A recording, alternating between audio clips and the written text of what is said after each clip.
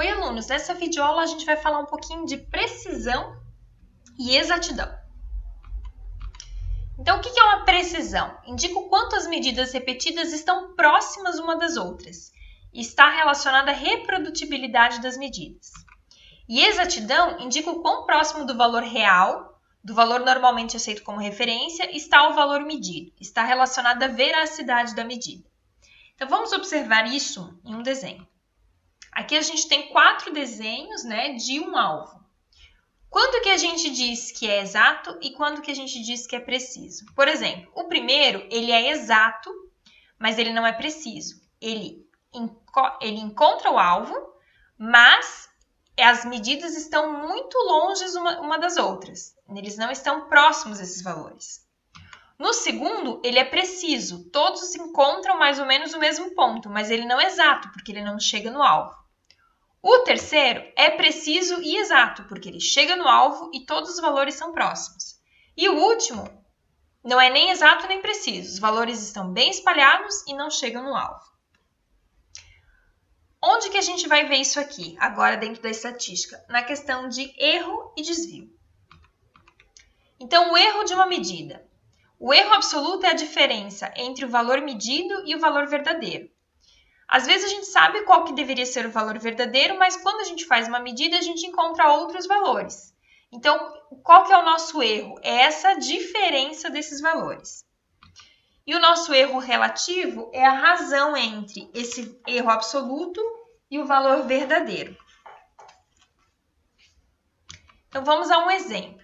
Calcular o erro absoluto e relativo da concentração obtida para o ferro em um efluente, no qual a concentração verdadeira é 19,8 mg por litro, e as concentrações encontradas por um analista foram 19,2, 19,6, 20,4 e 20,8.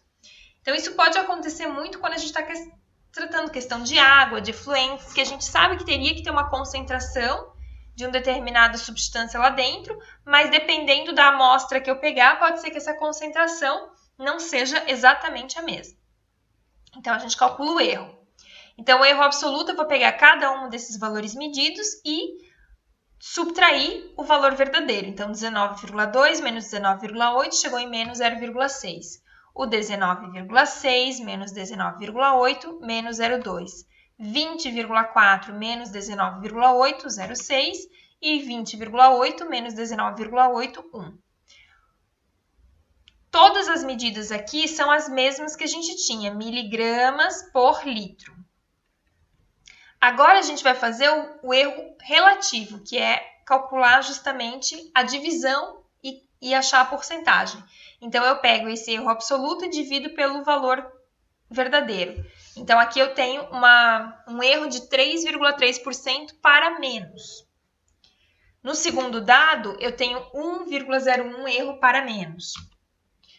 No terceiro dado, 3,03% para mais e no quarto dado, 5,05% para mais.